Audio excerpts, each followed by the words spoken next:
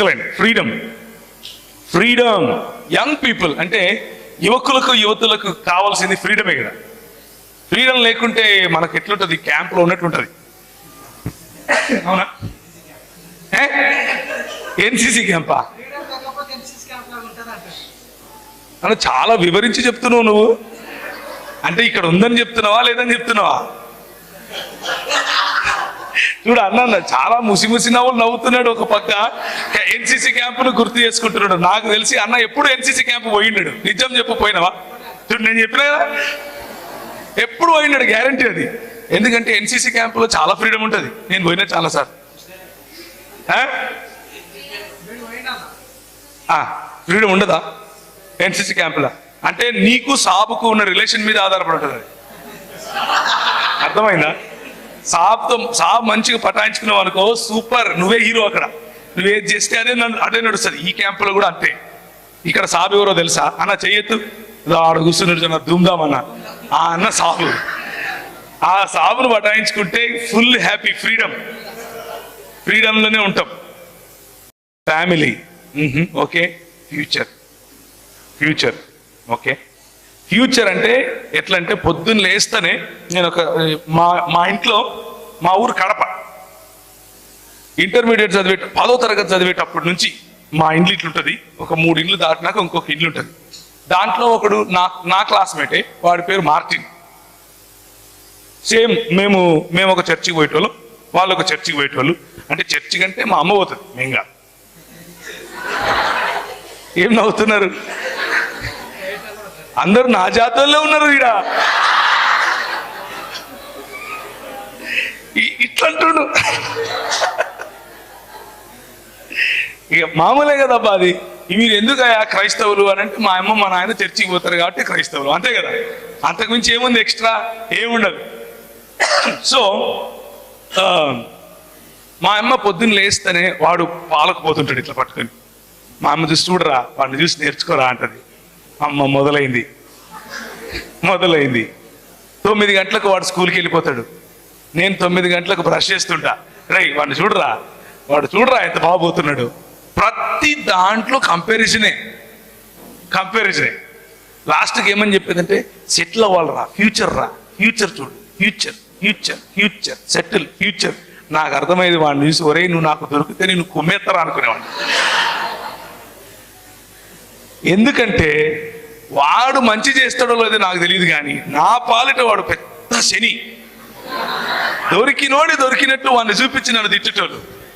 పోనీ నాకు శని పట్టింది నేను అనుకున్నాను అని అంటే అట్లా కాదు. ప్రభు చేసేది ప్రభు చేసినాడు. ఈరోజు వాడు పని చేసే అంటే నా ఫ్రెండ్ కాబట్టి వాడు అంటున్నాను, ఫ్రెండ్స్ కదా.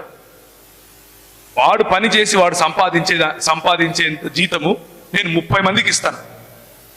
సో ప్రభువు ఆశీర్వదించాలనుకుంటే ఆశీర్వదిస్తాడు కదా. కాకపోతే let's talk about friendship today. కొంచెము ఫ్రెండ్షిప్ గురించి, ఆ తర్వాత ఫ్యూచర్ గురించి మాట్లాడదాం. తర్వాత ఫ్రస్ట్రేషన్ దగ్గరికి వద్దాం కొంచెం. ఆ తర్వాత ఫేమ్ గురించి కూడా మాట్లాడదాం. ఫ్యూచర్ అంటే లేకపోతే కెరియర్లో ఫ్లైట్ గురించి, ఎదగటం గురించి కొంచెం మాట్లాడదాం. ఇంకా ఫేమ్ గురించి మాట్లాడదాం. అక్కడక్కడ పాయింట్స్ తీసుకుని మాట్లాడదాం. కానీ మన థీమ్ ఒకటి ఉంది కదా, ఆ థీమ్ దగ్గరికి రావాలి కదా లాస్ట్కి. ఏమంటారు? చదువుతారా, తీస్తారా? రోమిలకు రాసిన పత్రిక చదువుమా. రోమిలకు రాసిన పత్రిక చదువుమా, చదువు.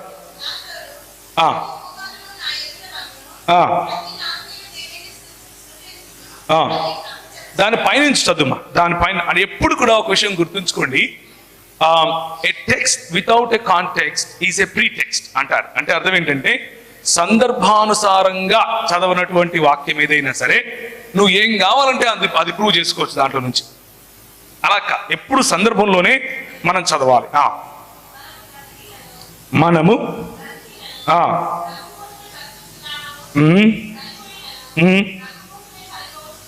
ఓకే. కాబట్టి ప్రభు వారమై ఉన్నాము. సజీవులకును ప్రభువై ఉండుటకు ఇందు నిమిత్తమే కదా క్రీస్తు చనిపోయి మరలా బ్రతికెను. ఇప్పుడు మీరు అండర్లైన్ చేసుకోవాల్సింది ప్రభువై ఉండుటకు అన్న పదం. ఈ మొత్తంలో కాన్సెప్ట్ ఏంటంటే యేసుక్రీస్తు ప్రభువై ఉన్నాడు. దేవుని లేకపోతే 66 పుస్తకాలు ఉన్నటువంటి బైబిల్ గ్రంథం చెప్పేటటువంటి సువార్త ఏమిటి అని అంటే యేసుక్రీస్తు ప్రభువై ఉన్నాడు అన్నటువంటి విషయం. అదే సువార్త. ఆయన ప్రభుత్వం క్రిందికి మనం రావాలి. ఆయన ఒకరోజు లెక్క అడుగుతాడు. ఆయన ఒకరోజు మనల్ని ప్రశ్నిస్తాడు. ఏమని ప్రశ్నిస్తాడు అని అంటే, నా ప్రభుత్వంలో నువ్వు ఉన్నావు కదా, అంటే కేసీఆర్ ప్రభుత్వం కాదు, కొంచెం డిఫరెంట్ ఉంటుంది, దాని గురించి మాట్లాడదాం ఇప్పుడు. కానీ ప్రభువు ఆయన, ఆ ప్రభుత్వం గురించి కొంచెం మాట్లాడుకుంటాం. ఆ ప్రభుత్వంలో మనం ఏం చేయాలా?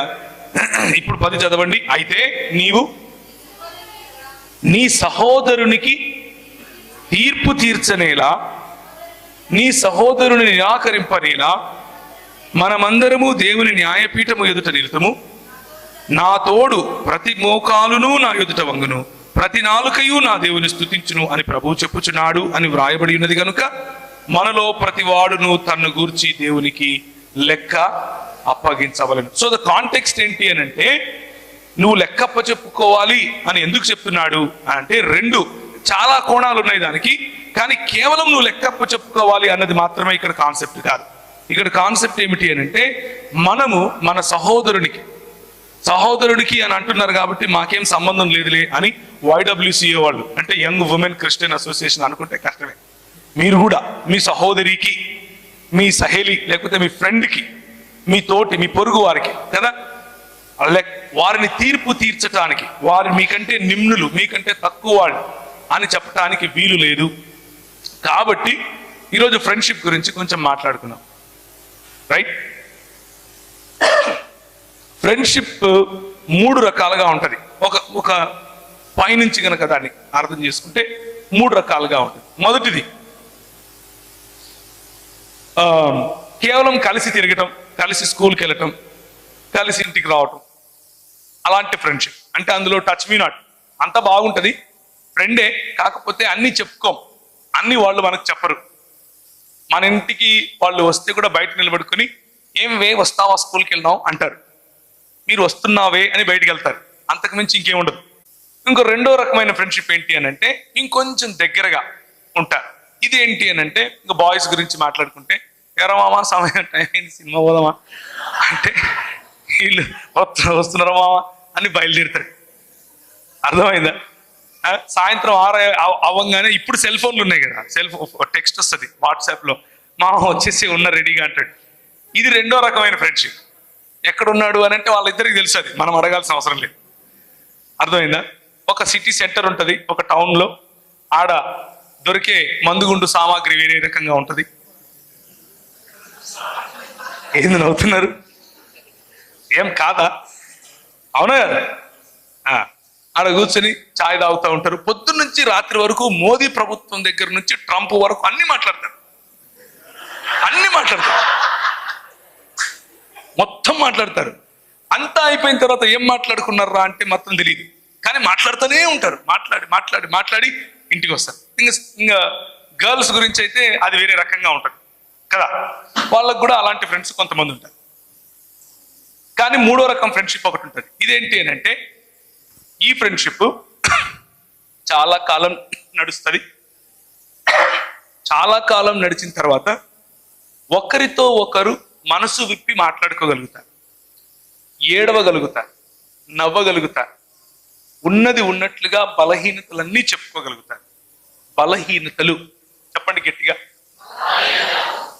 బలహీనతలు. మళ్ళీ చెప్పండి. ఈ ఫ్రెండ్ ఏం చేస్తాడు అనంటే, నీ బలహీనతను చూసి నవ్వడు, నీ బలహీనతలను చూసి వెక్కిరించడు, లేకపోతే వెక్కిరించదు. నీ బలహీనతలను చూసి your friend will not mock at you. Your friend will always take pride in you. Your friend will always be a dependable person. నీ స్నేహితుడు లేకపోతే నీ స్నేహితురాలు తన భుజం మీద నీ తల ఉంచుకొని నువ్వు ఏడవగలుగుతావు, తన భుజం మీద తల ఉంచుకొని నువ్వు నవ్వగలుగుతావు, చెంప మీద కొట్టగలుగుతావు. వాడు నేను తిరిగి కొడితే నీకు నొప్పి రాదు, నొప్పున్నా బయటికి రాదు. అందులో ప్రేమ కనిపిస్తుంది, అందులో అన్యోన్యమైన సంబంధం కనిపిస్తుంది. ఇలాంటి ఫ్రెండ్స్ ఉండాలి. ఇలాంటి ఫ్రెండ్స్ లేకపోతే జీవితం ఫ్రస్ట్రేషన్లోకి వెళ్ళిపోతాం. అది ఫ్రస్ట్రేషన్లోకి వెళ్ళిపోతుంది జీవితం. అర్థమైందా? చాలాసార్లు దేవుని బిడ్డ అంటే ఎట్లుంటారు చెప్పండి? దేవుని బిడ్డలు అంటే ఎట్లుంటారంటే నెత్తికి ఆందు పెట్టుకుని సైడ్కి దూకొని ఏమి ఇక వాడిని చూస్తే ఎవడో చచ్చిపోయినాడు రా అనుకుంటారు. ఏం నవ్వుతున్నారు? అట్లుండరా మీరు? నాకు అర్థం కాలేదు. కాలేజీలలో ఉంటూ స్కూళ్ళల్లో ఉంటూ యంగ్ పీపుల్ అయ్యుండి ఎఫ్తో వర్డ్ అడిగితే ఫ్యాషన్ అని చెప్పలేదు. I hurt. నేను హర్ట్. మీరు ఫ్యాషన్ చెప్పలేదు. ఆమె ఫ్రస్ట్రేషన్ చెప్పేది ఈయన ఫస్ట్ బెంచ్ అంటున్నాడు, ఫ్యాషన్ చెప్తలేడు. Fashion is the heartbeat of young people కాదా? నేను ఫ్యాషనబుల్గా ఉన్నాను చెప్పండి ఎస్ అని, లేకపోతే అయిపోయి 2 గంటలు వదలను. ఎందుకు అనంటే మతం ఒకటి ఉంది, క్రిస్తానప్ మతం. ఇది క్రిస్తానప్ మతంలో దిగిన వాళ్ళు ఏం చేస్తారంటే వాళ్ళు ఫ్యాషనబుల్గా ఉండొద్దు, నెత్తికి నూనె పెట్టుకోవాలి, మంచి బట్టలు వేసుకోవద్దు. ఇంకా ఆడపిల్లలు అయితే ఏదో ఇక అన్ని పోయి గుండు కొట్టించుకొని తిరుగుతున్నట్లు తిరగాల. ఇట్లా చేస్తే దేవుని బిడ్డ, ఇట్లా చేయకపోతే లోకంలో పడిపోయింది, లోకంలో పడిపోయి ఇంకెందుకు పనికి రాకుండా పోయింది, ఇట్లాంటి మాటలు మాట్లాడుతుంటారు. కానీ ఈరోజు ఉదయం మనం what is the cost of following Jesus, యేసు ప్రభువును అనుసరించడంలో మన కాస్ట్ ఏమిటి, మనం ఎలాంటి లెక్క ప్రభువుకు అప్పచెప్పాలి, ఎంత మూల్యం చెల్లించాలి అన్న విషయం చూస్తాం. అది మన స్నేహితుడిని మనం కలిగి ఉండటం, లేకపోతే మన స్నేహితురాల్ని మనం కలిగి ఉండటంతో సమానమైంది అని చూస్తాం. మతానికి దేవుని రాజ్యానికి ఉన్న తేడా మనం చూస్తాం. మతం మనకేం నేర్పిస్తుంది అని అంటే నువ్వు 2 రోజులు, నువ్వు 21 రోజు కనుక ఉపవాసం ఉంటే ప్రభువు నీకు అంటే నువ్వు ఉపవాసం అంటే ప్రభువు నీకు ఏదైనా కావాలంటే చేస్తాడు అని నేర్పిస్తుంది. మతం ఏం నేర్పిస్తుంది అని అంటే ప్రభువును సంతోష పెట్టడానికి నువ్వు ఫలానా ఫలానా ఫలానా XYZ పనులు చేయాలి అని నేర్పిస్తుంది. మతం ఏం నేర్పిస్తుంది అని అంటే నీ బాహ్య ప్రవర్తన, బయట నువ్వు మాట్లాడే మాటలు, నవ్వే నవ్వు, గట్టిగా నవ్వినా కానీ నువ్వేం తెవ్విని బిడ్డవమ్మ, నువ్వు ఇంత నవ్వుతావే అంటారు కదా? అవునా? ఎవరైనా అన్నారా నీతో? ఎవరైనా నవ్వు పండ్లన్నీ వేసుకొని నవ్వుతా అండి, నువ్వు ఎట్ట పరలోకం పోతావు? ఎంతసేపు ఈ మతానికి ఏంటంటే నువ్వు చచ్చిపోతే పరలోకం పోతావా లేదా, ఇదే ఉంటది. ఇక పొద్దున్న లేచినప్పటి నుంచి రాత్రి వరకు ఏమిరా నీ ప్యాంటు ఈడ చినిగిపోయింది, నువ్వు పరలోకం ఎట్టబోతావురా అంటారు. అవునా కదా? చినిగిపోయిన ప్యాంట్లు వేసుకొని తిరుగుతున్నావు కదరా, నువ్వు పరలోకం పోతావా? గాని లెక్కలు వేస్తున్నావు నువ్వు. అయ్యో అవునా అంటారా అనరా? నువ్వు ఇన్షర్ట్ చేసుకుని, నేను అందుకనే కావాలని రంగులు బెల్ట్ పెట్టుకొని వచ్చిన. నేను కొత్తగా రక్షింపబడిన రోజుల్లో ఏం జరిగిందంటే అంటే అప్పుడు భూమి పుట్టక ముందు, మీరెవరు పుట్టలా, భూమి పుట్టక ముందు నేను కూడా రక్షింపడినా అనమాట. అంటే నాకంటే ముందు అన్నోళ్ళు ఉన్నారులే, వాళ్ళు భూమి పుట్టక ముందు కంటే ముందు, నేను భూమి పుట్టక ముందు. ఆనాడు ఆదాము ఏదేను తోటలో టైంలో నేను కూడా ఉన్నాను అనమాట. అంటే మీకు అంత పాత రోజులని చెప్తున్నాను. ఇప్పటి నుంచి కరెక్ట్గా 22 సంవత్సరాల క్రితం నేను రక్షింపడ్డా. ఆ రోజుల్లో రక్షింపబడిన వెంటనే, అది కూడా రక్షింపడటానికి ఏంటి కారణం అని అంటే 10th క్లాస్లో కొన్ని పురుగులు కుడతాయి మనకు. ఏంటి చెప్పండి?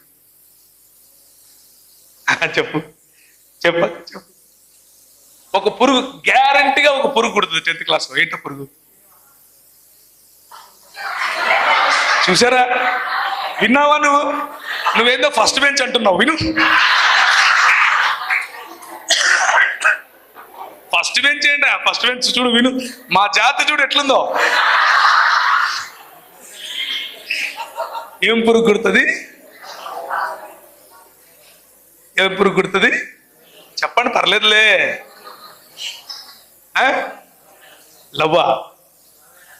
లవ్ మీన్ రెండు రెండు చెప్తున్నారు వీళ్ళు, నాకు ఎన్ని తెలియదు, నేను అనలా. అది అది ఆయన అన్నాడు, అది ఆయన తెల్ల తెల్ల సొక్క వేసుకున్నాడు. ఆయన చూడండి అందరూ.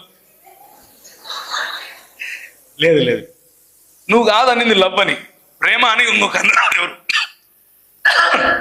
ఏదేమైనా 10వ తరగతి టైంలో, అంటే దాన్ని ఏమంటారంటే నూనూగు మీసాల యవ్వనం. అప్పుడప్పుడే మీసాలు వస్తాయి, పూర్తిగా రాలేదు అని గోకుతా ఉంటారు. గోకిండ్రా ఎవరన్నా? చప్పట్లు కొడుతున్నారు. నువ్వు ఇప్పుడేంటి ఇట్లా ఇట్లా అంటున్నావు? ఇప్పుడు గోకలేదులే, 10వ తరగతి గురించి చెప్తున్నా నేను. అప్పుడప్పుడే గోకుతారనమాట, ఎందుకంటే పూర్తిగా రావాలా, వచ్చిన తర్వాత ఎందుకు వచ్చిందిరా నాయన అని అనుకుంటూ ఉంటారు. అలాంటి పరిస్థితి. అంటే అట్లా పూర్తిగా పెద్దవాళ్ళు కాదు, అట్లా పూర్తిగా పిల్లవాళ్ళు. కౌమార దశ లేకపోతే టీనేజ్ అని పిలుస్తారు. టీనేజ్ లో కూడా సుప్రీం టీనేజ్. అందులో ఉన్న వాళ్ళకి ఇగో ఎక్కువ ఉంటుంది, ఎవరికి వినరు. ఒకరోజు ఏం జరిగింది అని అంటే, నేను 10వ తరగతి నుంచి ఎక్కువగా అల్లరి ఎక్కువ చేసేవాడిని. చిన్నప్పుడు కూడా అంతే, అంటే ఇప్పుడేం పెద్ద తగ్గిందని కాదు, అల్లరి ఎక్కువ చేసేవాడిని. ఆ అల్లరిలో కూడా కొట్లాటలకు ఎక్కువగా వెళ్ళేవాడిని, కొట్టడం. ఒకరోజు ఏం చేశాను అని అంటే, 7 గంటలకు సాయంత్రం అందరూ చూస్తూ ఉండగా కడపలో సాయిబాబా థియేటర్ అని ఒక థియేటర్ ఉంటుంది, మంచి సెంటర్ అనమాట. కనీసం ఒక 250 మంది 300 మంది అలా తిరుగుతూ ఉంటారు ఆ ప్రాంతంలో. నడి రోడ్లో ఒకరిని నిలబెట్టి చంపేశాను. వాడిని పొడిచిన, నెత్తి పగలగొట్టిన తర్వాత వాడిని రోడ్లో పడేసి వెళ్ళిపోయాడు. మొత్తం ట్రాఫిక్ జామ్ అయింది. వాడు చచ్చిపోలేదు, లేకపోతే వేరు. వాడిని తీసుకుపోయి హాస్పిటల్లో వేసిన. మా తాత, నాకు తండ్రి లేకుండా పెరిగాను, ఒంటరి. అంటే తండ్రి ప్రేమ ఏంటి అనేది నాకు తెలియదు చిన్నప్పటి నుంచి కూడా. మా అమ్మ ఉంది కానీ మా తాత నన్ను తండ్రిలాగా పెంచాడు. అలా పెంచిన సమయంలో ఒకరోజు మా తాత, ఆ రోజు అలా జరిగిన తర్వాత నైట్ వచ్చి చిన్నోడా అని పిలుస్తాడు నన్ను. ఆయన ఒక్కడే ప్రపంచంలో నన్ను చిన్నోడా అన్నాడు. నా సైజుకి ఎవడన్నా చిన్నోడా అంటాడు నన్ను. నన్ను కోస్తే 3 ఊర్లు తింటారు, తినరా? నన్ను మా తాత చిన్నోడా అని పిలుస్తాడు. ఆయనకొక్కనికే నేను చిన్నోనిగా కనిపిస్తాను. ఆయన ఒక్కడే నన్ను అంత ప్రేమగా చూశాడు. ఆయన వచ్చి, చిన్నోడా ఎందుకురా ఇవన్నీ నీకు, ఎందుకు నాయన వాళ్ళు అని 2-3 పేర్లు చెప్పాడు, మా ఫ్రెండ్స్ పేర్లు చెప్పి, వాళ్ళతో తిరగద్దురా అవాపరోళ్ళు, వాళ్ళ వల్ల నువ్వు నాశనం అయిపోతావు అని చెప్పాడు. చెబితే నేనేమన్నానో తెలుసా? మా తాతను చూసి, ఎప్పుడూ నేను అట్లా మాట్లాడాను మా తాతతో. మా తాత అంటే మా అమ్మ వాళ్ళ నాన్న. ఆయనను చూసి, ఏం తాత కళ్ళు తిరుగుతున్నాయా అన్నాను. ఏమన్నాను? కళ్ళు తిరుగుతున్నాయా అన్నాను. ఫ్రెండ్షిప్ అనేది మన సొంత తల్లిదండ్రులను కూడా లెక్క చేయనంత కనిష్టంగా ఉంటుంది. ఫ్రెండ్షిప్ అనేది మన సొంత ఇంటి వాళ్ళను కూడా లెక్క చేయనంత కనిష్టంగా ఉంటుంది. కొన్ని స్నేహాలు మంచికి దారితీస్తాయి, కొన్ని స్నేహాలు నా జీవితంలో లాగా చెడుకు కూడా దారితీస్తాయి. నేను వాడిని కొట్టింది ఎందుకు అనంటే, మా అన్న మీద కత్తేసాడు అని. వాడు మా అన్న మీద కత్తి ఎందుకు వేసాడు అనంటే, నా ఫ్రెండ్, ఒకానొక నా ఫ్రెండ్ని వీడు ఏదో అంటుంటే మా అన్న అడ్డం పడ్డాడని. కేవలం ఫ్రెండ్షిప్ అనేటటువంటి ఒకే ఒక్క కారణం చేత మన నిర్ణయాలు మారుతూ ఉంటాయి. మన నిర్ణయాలలో లోతులు మనకు ఉన్నటువంటి ఫ్రెండ్షిప్ కారణంగా వస్తూ ఉంటాయి. నేను 2007లో అమెరికాలో దాన్ని ఏమంటారు, కేవలం ఫ్రెండ్షిప్ కారణంగా నా వెనుక 3 పోలీసు వ్యాన్లు పడేంత స్పీడ్ నడిపాను బండిని. మనం ఎక్కువగా స్పీడ్ వెళ్తే మన దేశంలో మహా అయితే ఇంటికి టికెట్ వస్తుంది, అంతే కదా. కానీ అమెరికాలో అలా కాదు, వెనకల పోలీసు వాళ్ళు పడతారు. కానీ నా ఫ్రెండ్ ప్రోత్సాహం కారణంగా నేను అలా చేశాను. ఫ్రీవే మీదకి ఎక్కిన తర్వాత ఇంత లిమిట్లోనే వెళ్ళాలి అని ఉంటుంది, కానీ నేను దాన్ని దాటి వెళ్ళాను. రిస్క్ తీసుకోవటం. ఎందుకు రిస్క్ అని అంటే, అది రాత్రంతా ప్రయాణం చేసి లాస్ ఏంజలస్ అనే సిటీ నుండి గ్రాండ్ క్యానియన్ అనే ప్రాంతానికి వెళ్ళటానికి దాదాపు 7.5-8 గంటలు పడుతుంది. అంత దూరం తక్కువ సమయంలో వెళ్ళాలి అని ఆ పని చేశాం, కేవలం ఫ్రెండ్స్ కోసం. ఫ్రెండ్స్ అనేది మన జీవితంలో అంత కేంద్రం కదా, వెరీ ఇంపార్టెంట్, అవునా కదా. We can take any risk for that kind of friendship. మన స్నేహితుల కోసం మనం ఎంత రిస్క్ అయినా తీసుకుంటాం. స్నేహితుల కోసం కొంతమంది కొన్ని సంవత్సరాల క్రితం నేను మద్దెల చెరువు సూరి వినార పేరు ఎప్పుడన్నా? మా కడప జిల్లా వాడే. ఈ పరిటాల రవి అనే అతన్ని చంపి బయటకు వచ్చిన తర్వాత సూరి ఎవరు చంపారు? సూరి చంపించాడు. ఎవరు చంపారు? ఆ సూరి చంపితే ఎవరు చంపారు అని అంటే ఒంగోలు ప్రాంతానికి చెందిన ఒక రౌడీ చంపారు. ఆ సూరి చంపితే ఎవరు చంపారు అని అంటే ఒంగోలు ప్రాంతానికి చెందిన ఒక రౌడీ టీవీ 9 వాళ్ళు వచ్చి ఆయన దగ్గర మైక్ పెట్టి అడిగారు, ఎందుకు బాబు, ఎందుకురా చంపావు అని అంటే సూర్యన్న మొహంలో నవ్వు చూడాలని చంపానన్నాడు. సూర్యన్న ముఖంలో నవ్వు చూడాలి. ఫ్రెండ్షిప్, ఈ ఫ్రెండ్షిప్ జైల్లో ఏర్పడింది వాళ్ళిద్దరికి. ఎక్కడ? కొన్ని ఫ్రెండ్షిప్లు ఎప్పటికీ తగ్గిపోవు. ఏంటి అవి? కొన్ని ఫ్రెండ్షిప్లు చాలా గాఢంగా లేకపోతే చాలా కనిష్టంగా ఉంటాయి. జైలు లాంటి ప్రదేశం, లేకపోతే బాధలు చెప్పుకునేటటువంటి ప్రదేశం, తాగుబోతుల మధ్య ఉండే ఫ్రెండ్షిప్. రాత్రి అయితే ఆమె ఇట్లా అన్నది, ఈడు అట్లా అన్నాడు అని ఒకరికొకరు ఏడ్చుకుంటూ చెప్పుకుంటుంటారు కదా. ఆ ఫ్రెండ్షిప్ తగ్గదు. ఎందుకు అని అంటే నేను చెప్పాను కదా, ఉన్నది ఉన్నట్లుగా నిన్ను స్వీకరించగలవారు, ఉన్నది ఉన్నట్లుగా నిన్ను స్వీకరించగలిగినటువంటి ఫ్రెండ్స్.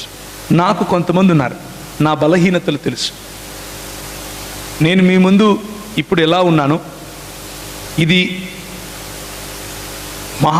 నా ట్రాన్స్పరెన్సీ అంటే పారదర్శకత అంటాం కదా, అద్దం ముందు నిలబడితే ఉన్నది ఉన్నట్లు కనిపించడం, అది మీ ముందు నేను ఉండటం సాధ్యం కాదు.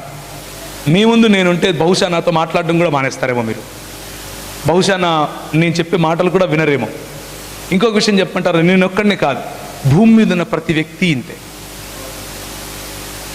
కానీ ప్రతి వ్యక్తికి ఒక్క ఫ్రెండ్ ఉండాలి, ఒక్కడో ఇద్దరో ముగ్గురో.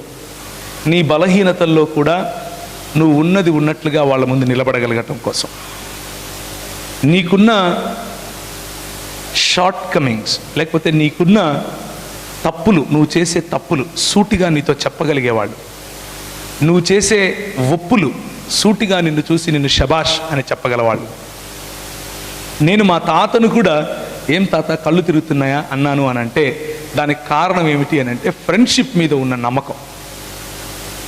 10th క్లాస్లో లవ్ అనే పురుగు కుడుతుంది అని చెప్పారు కదా, నాకు కుట్టింది. 10th క్లాస్లో లవ్ అనే పురుగు కుడుతుంది అని చెప్పారు కదా, నాకు కుట్టింది. అది కూడా ఒక ఫ్రెండ్షిప్పే. ఆ ఫ్రెండ్షిప్ రెండు వేరు వేరు అంటే సమలైంగికుల మధ్య ఉన్న ఫ్రెండ్షిప్ కాదు, రెండు వేరు వేరు స్త్రీ పురుషుల మధ్య ఉండే ఫ్రెండ్షిప్. నేను కోరుకున్నాను 10వ తరగతిలో నేను రౌడీగా తిరిగేవాడిని, కానీ బాగా చదివేవాడిని. క్లాస్లో ఫస్ట్ కూడా నేను 10th క్లాస్లో లాస్ట్ బెంచే, అందులో డౌటే లేదు, లాస్ట్ బెంచే. కానీ క్లాస్ ఫస్ట్ కూడా నేను, క్లాస్ ఫస్ట్ ఉండేవాడిని, లాస్ట్ బెంచ్లో కూడా ఉండేవాడిని. కాబట్టి ఆ అమ్మాయి నేను చేసే ఫోర్స్ తట్టుకోలేక బహుశా సరే ఇది కర్మ అనుకుందేమో, నాతో ఫ్రెండ్షిప్ చేయడానికి అనింది. నేను ఆగమేఘాల మీద ఉన్నాను, ఇప్పుడు ఆగమేఘాల మీద తిరుగుతున్నాను. కానీ ఒకరోజు వచ్చింది, ఈ ఇంటర్మీడియట్లో చెప్పాను కదా, ఒకరిని చంపేసి ప్రయత్నం చేశాను, మా తాతతో కూడా ఇలా మాట్లాడాను. ఒకరోజు రాత్రి నాకు తెలియనటువంటి ఒక శక్తి, ఒక స్వరం. నేను ఎప్పుడు గిర్చలకి వెళ్ళేవాడిని కాదు, 2 సార్లు సంవత్సరానికి వెళ్తాను. చెప్పండి ఇవి, చూడు ఇక్కడ మా జాతి వాళ్ళు ఎంతమంది ఉన్నారు. నువ్వేమో ఫస్ట్ బెంచ్ అంటున్నావు, కూర్చో నీతో చాలా పని ఉంది, కూర్చో. చూడు ఇక్కడ ఇను, ఎన్నిసార్లు పోతాం? ఫస్ట్ది ఎప్పుడు, రెండోది న్యూ ఇయరా, గుడ్ ఫ్రైడే. ఎందుకు వెళ్తాం గుడ్ ఫ్రైడేకి? రస్నా ఇస్తారా రస్నా తాగడం కోసం వెళ్ళిపోతాం, అవునా కదా? సో రస్నా కోసం వెళ్ళేవాడిని. ఈ రెండే తెలుసు నాకు, అంతకు మించి ఏం తెలీదు. క్రిస్మస్కు మా ఊర్లో కేకులు కూడా ఇచ్చేటోళ్ళు కాదు. కొత్త బట్టలు వేసుకుంటే అందరూ చూపించాలి అంతే. కేకుల్లో ఏం లేవు. కేకులు ఇచ్చేంత వరకు ఉంటే కదా ఆడ పోయి ఆడ హలో అని చెప్పి కానుకేసేసి పోయి దోశ తినాలా, అంతేగాని మన కేకులు గీకులేముండవు మాకు. కేకులు మళ్ళీ న్యూ ఇయర్కి ఇచ్చేటోళ్ళు మా ఇంటి, అంటే మా ప్రాంతంలో చెప్తున్నా. సో ఆ మాత్రం క్రైస్తవమే తెలుసు నాకు. మా అమ్మ మమ్మల్ని క్యాథలిక్ కుటుంబం, అంటే క్యాథలిక్ చర్చిలకు తీసుకెళ్ళేది. మేము సంవత్సరానికి ఒకసారి వెళ్ళి గుండు కొట్టించుకొని వచ్చేటోళ్ళం. ఎక్కడ? చర్చిలో కాదు, వేలాంగణిలో, మద్రాసు దగ్గర వేలాంగణి అని ఒకటి ఉంటుంది అనమాట. అక్కడికి తీర్థయాత్రలు చేసేటోళ్ళం అనమాట. ఎందుకు చెప్తున్నాను అని అంటే మతం ఇలా ఉంటుంది అని చెప్పడం కోసం. కానీ ఏదో తెలియనటువంటి ఒక స్వరం, ఏదో తెలియనటువంటి ఒక శక్తి నన్ను కడప విడిచిపెట్టి బయటికి వెళ్ళిపోవాలి అని చెప్తా ఉంది. ఎలా? ఎక్కడికి వెళ్ళాలి? ఎక్కువగా నేను స్టూడెంట్ రాడికల్స్ ఉంటారు కదా, స్టూడెంట్ రాడికల్ యూనియన్ అనేవాళ్ళు, వారితో ఎక్కువగా తిరిగేవాడిని. ఆ రోజుల్లో తెలంగాణ ప్రాంతంలో వాళ్ళు చాలా ఉధృతంగా ఉండేవాళ్ళు. వాళ్ళను పీపుల్స్ వార్ అని కూడా పిలిచారు, వాళ్ళను ప్రజాశక్తి అని కూడా పిలిచారు, వాళ్ళను అన్నలు అని కూడా పిలిచారు. చాలా చాలా పేర్లు, PDSU ఇట్లాంటి చాలా చాలా పేర్లతో వాళ్ళకు గుర్తింపు. మా ప్రాంతంలో స్టూడెంట్ రాడికల్ యూనియన్ అని ఉండేది. వాళ్ళతో నేను ఎక్కువగా తిరిగేవాడిని. సో తిరుపతికి వెళ్తే నాకు అక్కడ ఫ్రెండ్స్ ఎక్కువ. ఆ రోజుల్లో అక్కడికి వెళ్దాం అనుకున్నాను. మా అమ్మకి ఏం చెప్పలేదు. చిన్న ఒక బ్యాగ్ తీసుకుని అందులో కొన్ని బట్టలు పెట్టుకుని నేను వెళ్తున్నానమ్మా అని చెప్పాను. మా అమ్మ ఎందుకు రా అంది. రెగ్యులర్గా నేను బయటికి వెళ్ళేవాడిని. ఎందుకు అని అంటే 10th క్లాస్ నుంచి ఇంటర్మీడియట్ వరకు కొన్ని ప్రత్యేకమైన స్టడీస్ చేస్తాం మనం. ఏంటి అవి? స్పెషల్ క్లాసెస్, స్టడీస్,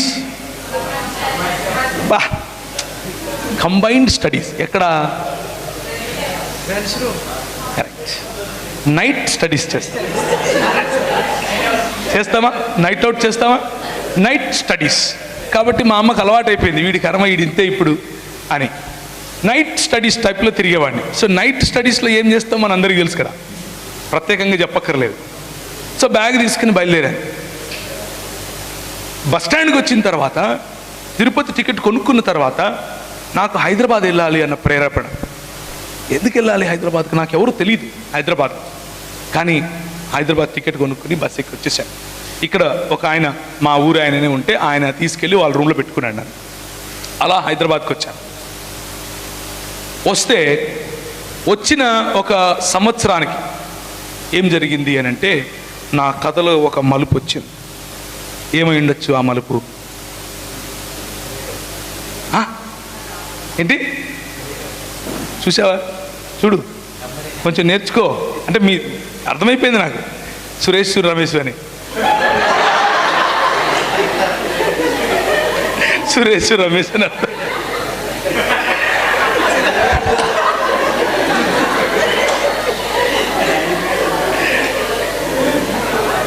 సరే, సో అన్న చెప్పినట్లు ఆ రోజుల్లో, అంటే నేను చదువుకునే టైంలో, నేను డిగ్రీ చదువుకునే టైంలో ఒక పాట రిలీజ్ అయింది. అంటే మీరందరూ పరిశుద్ధులే, మీకు తెలియదు ఇవన్నీ, నాలాంటి పాపులకే తెలుసు. నా గుండె పగిలింది 10 ముక్కలయ్యింది, ప్రతి ముక్కలోనూ నువ్వే ప్రియా. విన్నారా ఎప్పుడన్నా ఈ పాట? ఎవడు విన్నాడు? ఇది నాలాంటి వాడే వింటాడు. ఆ పాట పాడుకుంటూ సీతాఫల్ మండిలో రైల్వే ట్రాక్ మీద కూర్చున్నాను, చేతిలో బాటిల్ పట్టుకుని. పక్కన 2 ఫ్రెండ్స్ ఉన్నారు. ఫ్రెండ్స్ ఎప్పుడు ఉంటారు కదా, ఫ్రెండ్స్ లేకుండా మనం ఉండలేము కదా. ఫ్రెండ్సే లైఫే ఫ్రెండ్స్ కదా. నేను చచ్చిపోతారా మామ అంటున్నా, వాళ్ళు పట్టుకుంటారు నాకు తెలుసు. 3 రైళ్ళు పోయినాయి కానీ నేను మళ్ళా దాని కింద. కానీ డైలాగ్ మాత్రం వదల, నేను చచ్చిపోతా, నేను రైలు కింద పడతా. ఎందుకు అని అంటే, నేను నా స్నేహితురాలు అయితే నేను ప్రేమించిన అమ్మాయికి పెండ్లి అయిపోతాను. నా గుండె పగిలింది, 10 ముక్కలు అయ్యింది, 10 ముక్కలో నువ్వే ప్రియా. ఫ్రెండ్షిప్ ఎన్ని రకాలుగా మన జీవితంతో ఆడుకుంటుందో చూడండి. ఫ్రెండ్షిప్ ఎన్ని, ఆమె ఇంకా టన్నులు ఫెయిర్ అండ్ లవ్లీకి ఉంటుంది, టన్నులకు ఉంటుంది. లేనిపోని ఫెయిర్ అండ్ లవ్లీలు, లేనిపోని క్రీములు అన్నీ కొంటది. ఎందుకు అని అంటే, వాళ్ళ నాయననో వాళ్ళ అమ్మనో వాళ్ళ ఫ్రెండో ఎవరో నీ రంగు బాగలేదు అన్నారబ్బా, ఇట్లా మనము దేవుని స్వరూపంలో ఉన్నాము అని తెలిసినా కానీ కొందరు అబద్ధ ప్రవక్తలు మన సొంత వాళ్ళే, వాళ్ళు నాటిన చేదు విత్తనాలు మన హృదయంలో ఫలిస్తూ ఉంటాయి. మన ఎత్తు బాగలేదని, మన రంగు బాగలేదని, బట్టనెత్తోడా, సొట్ట పండ్లోడా, పొట్టేసుకున్నోడా, దుబ్బోడా, అవునా, కొబ్బరి బొండ, ఒరే కొంగ, నేను కొంగనంట. మనోళ్ళే, ఫ్రెండ్సే కదా, ఆల్ అవర్ ఫ్రెండ్స్. వాళ్ళు పెట్టి చిన్న చిన్న పేర్లు, ఆల్ ఇన్ ఫన్గా మాట్లాడుకునే మాటలే, కానీ అవి మన హృదయంలో చాలా బలంగా నాటుకొని పోతాయి. బలంగా నాటుకొని పోయి మనల్ని వెంటనే విడిచిపెట్టాం. అట్లే మా మ్యాథ్స్ టీచర్ కూడా 7వ తరగతిలో వెంటనే, నేను జవహర్ నవోదయ విద్యాలయంలో చదువుకున్నాను. నేనేమో పక్కా చెట్టు కింద కూర్చుని తెలుగు మీడియం. జవహర్ నవోదయ విద్యాలయకి పోతే వాళ్ళు లేనిపోని భాషలన్నీ చెప్తున్నారు, నాకు ఎట్లా వస్తుంది, రాదు. మ్యాథమెటిక్స్లో ఇంక నాకు అర్థమయ్యేది కాదు, పోయి ఇట్లా చేయి పెట్టేటోను అంతే. ఏమన్నా చేసుకో. ఎప్పుడన్నా కొట్టారని ఇట్లా పెట్టి, అంటే మీరు మీ స్కూళ్ళలో ఇప్పుడు అలా కొట్టరేమో, మేము చిన్నప్పుడు ఏమయ్యేదంటే ఇట్లా పెట్టి, ఇప్పుడు కూడా కొడుతున్నారా, సలాం అలైకుం అని చెప్పండి మీ సార్, ఇట్లా పెట్టి ఇంక ఇక్కడ కొట్టడమే. నీకు ఇది కూడా రాదురా, అది కూడా రాదురా, మూర్ఖుడా, సిగ్గులేనోడా, నీకు 5 ఎక్కం రాదురా. ఇంగ్లీష్లో అడిగితే నాకు ఎట్టొచ్చు, తెలుగులో అడుగు చెప్తా అని చెప్పలేను. మళ్ళా సారుకు చెప్పలేం కదా. Cos theta plus sine theta ఎంతరా, నాకేం తెలుసు, తీట పట్టింది, కొట్టుకో. కానీ 10th క్లాస్లో నా మ్యాథ్స్ 85%. ఎందుకో తెలుసా? 85% ఈ రోజుల్లో పెద్ద కష్టమేం కాదులే. మన కొంతమంది పిల్లలు 94, 95 కూడా తెస్తున్నారు. ఎందుకు అనంటే, నా ఫ్రెండ్ వాడికి మ్యాథమెటిక్స్ రాదని వాళ్ళ ఆంటీ తెలుగు టీచరు మా స్కూల్లోనే, ఆమె వచ్చి బాధపడింది నా దగ్గర.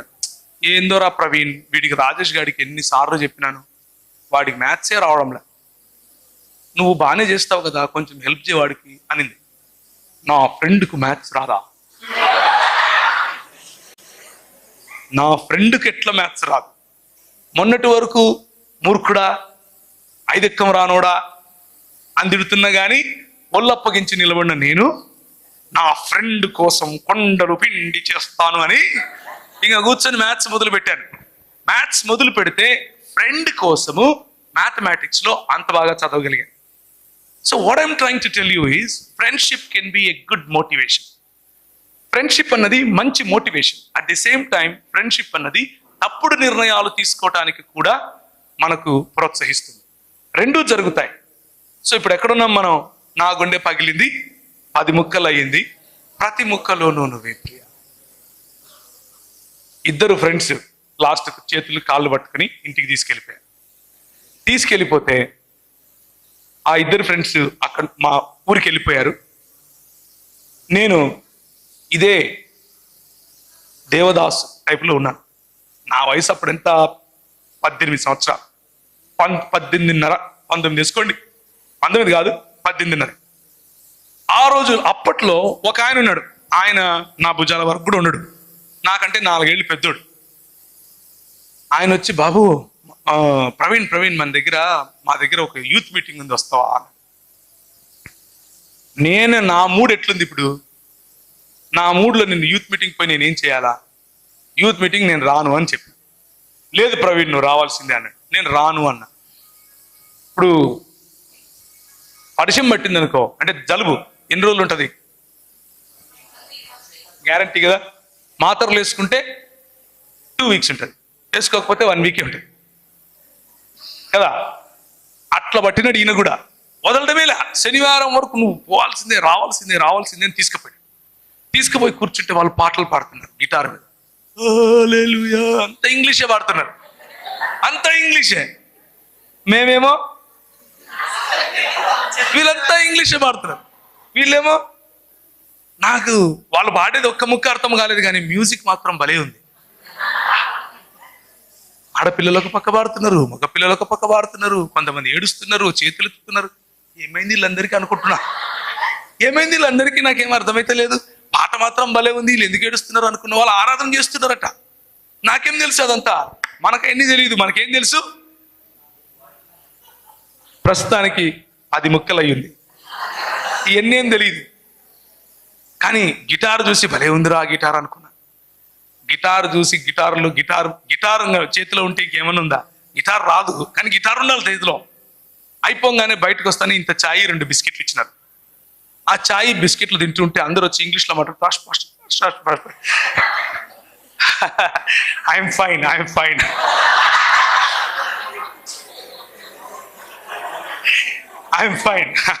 అంటున్నా. వాడు ప్రతి ఒక్కడు ఇంగ్లీష్లోనే మాట్లాడతాడు. ఇప్పుడు మా కంపెనీలో నా కంపెనీలోనే జనరల్ మేనేజర్గా ఒక ఆయన ఉన్నాడు. ఆయన పేరు జార్జ్ గారు. ఆయన పోపు డైపర్ మాట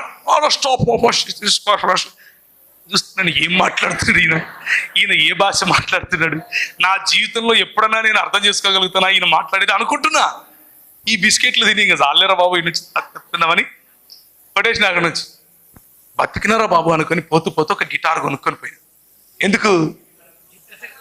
అతి ముక్కలు అయింది కదా. గిటార్ అన్నా ఉంటే ఏదో ఒకటి పాడదాంలే అనుకున్నా. ఇంటికి తీసుకుపోయి గిటార్ కొడుతుంటే పక్కన వాళ్ళు వచ్చినారు, రే ఆపురా అంటున్నారు. ఏంది వాళ్ళు కొడితేనేమో గిటార్ అంత బాగుంది, నేను కొడితే ఇట్లుండేది. వాళ్ళు అన్నారు, ఎట్ట పడితే అట్లా కొట్టేది కాదురా, దానికి ఒక రకం ఉంటుంది, దాన్ని పట్టుకోవాలా, దాన్ని కొంచెం కొట్టాలా అంటే, అన్న ఒకటి నేర్పిస్తావా అన్న అని అడిగా. నేర్పిస్తావా అన్న అంటే, నేను ఓన్లీ భక్తి పాటలే పాడతాను అన్నాడు. అబ్బా ఓయమ్మ ఏంటా భక్తి పాటలు అని అంటే, ఇంకా ఇదే యేసు పాటలు పాడుతున్నాడు. ఈ యేసు మతం వాళ్ళు ఎప్పుడు మారరా అనుకున్నా. అయ్యే పాడాలంటాడు, అయ్యే నేర్పిస్తా అంటాడు. కార్డ్స్ అని ఏదో రాయించినాడు. సరే ప్రాక్టీస్ చేస్తాడు. మళ్ళా శనివారం వచ్చింది. శనివారం వస్తే మళ్ళా వచ్చాడు ఈయన, మీటింగ్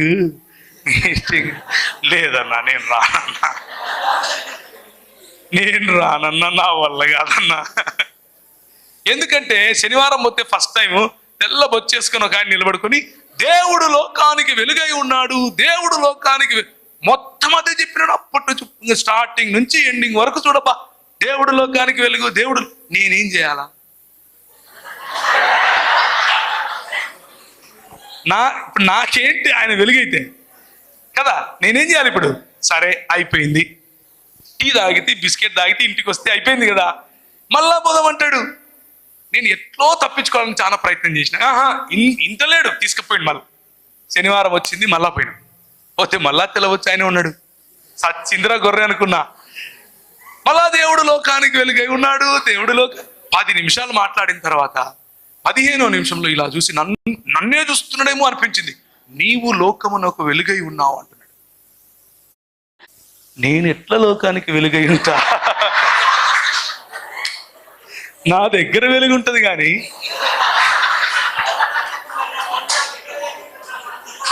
నేను ఎట్లా లోకానికి వెలుగవుతా? ఇంపాసిబుల్ అనుకుంటున్నా. ఎట్లయితే నేను అది మైండ్కి పట్టుకుంది. ఆ ఒక్క మాట, నీవు లోకమునకు వెలుగై ఉన్నావు అన్న మాట. చూస్తారా మత్తయి సువార్త 5వ అధ్యాయం 14వ వచనం. Matthew chapter 5:14. మత్తయి సువార్త 5వ అధ్యాయం.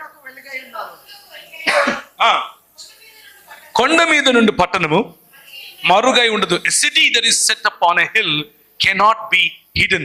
You are the light of the world. నీవు లోకమునకు వెలుగై ఉన్నావు. ఇది నాకు మైండ్కి పట్టింది. ఇప్పుడు జలగ పట్టింది అనుకో, అంత ఈజీగా వదులుతుందా? రక్తం పీలుస్తుంది. అట్లా పట్టింది. నాకు అర్థమైతే లేదు, ఏంది నేను లోకానికి వెలిగేంది. ఇంటికి పోయి ఒక్క బైబిల్ పాతది, అంత కొంచెం చినిగిపోయింది, దిండు కింద పెట్టుకుంటాం. ఎందుకు పెట్టుకుంటాం మనం? ఏం చెప్పు చూడు, మా జాతి చూడు, ఎందుకు పెట్టుకుంటాం? దయ్యాలు రావద్దు నెంబర్ 1, కళలు రావద్దు నెంబర్ 2. పుస్తకం కింద పెట్టుకుంటాం. ఎందుకు పెట్టుకుంటాం? చదివితే నెత్తికి ఎక్కుతుంది. ఇంకా చాలా యూజెస్ ఉన్నాయి బైబిల్తో. దిండు కింద పెట్టుకోవచ్చు, పుస్తకం కింద పెట్టుకోవచ్చు, బ్యాగులో పడేసుకోవచ్చు కదా. నేను అంతే సేమ్. అది తీసి ఎత్తుకుతున్నా. ఫస్ట్ నుంచి లాస్ట్ వరకు ఈ న్యూ టెస్టిమెంట్ చదువుతున్నా.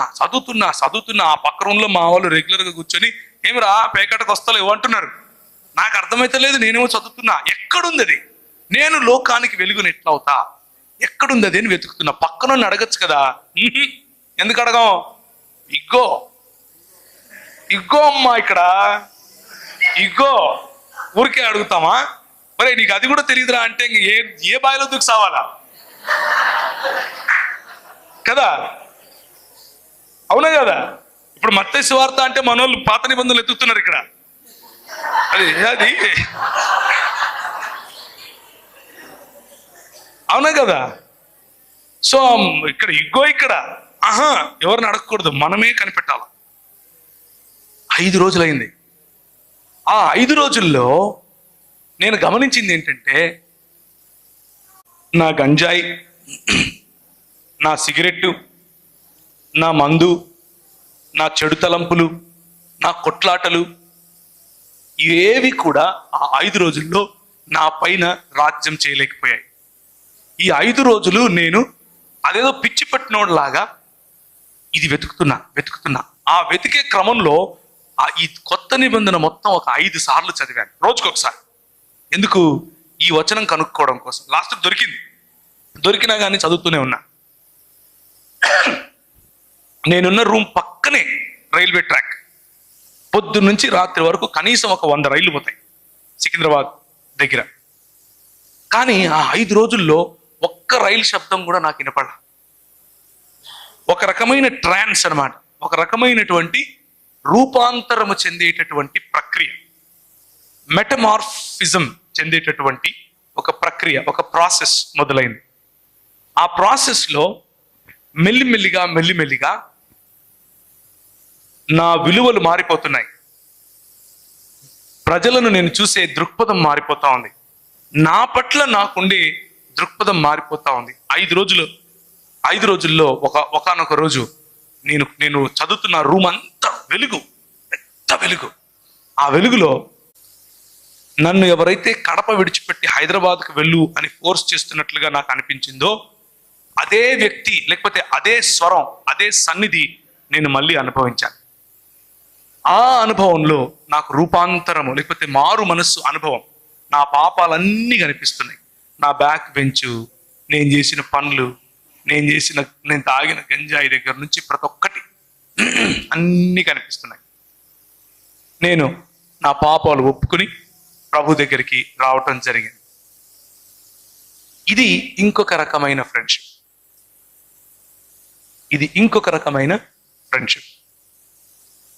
అయిన వెంటనే 5 నిమిషాలు ఉందా ఇంకా?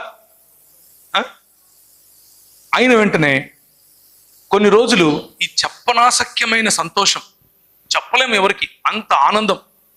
నాలో నేనే నవ్వుకునేవాడిని, నాలో నేనే ఏడ్చుకునేవాడిని, నాలో నేనే బస్ ఎక్కి ఎక్కడికో గోల్కొండకి వెళ్ళిపోయేవాడిని. ఈయనున్నాడు కదా, ఒక ఆయన నన్ను తీసుకుపోయినాడు కదా యూత్ మీటింగ్కు. ఆయన వచ్చేస్తాడు ఇంకా పొద్దున్నే గిటార్ ఎత్తుకొని, ప్రవీణ్ పోదామా? ఓకే అన్న పోదాంపా.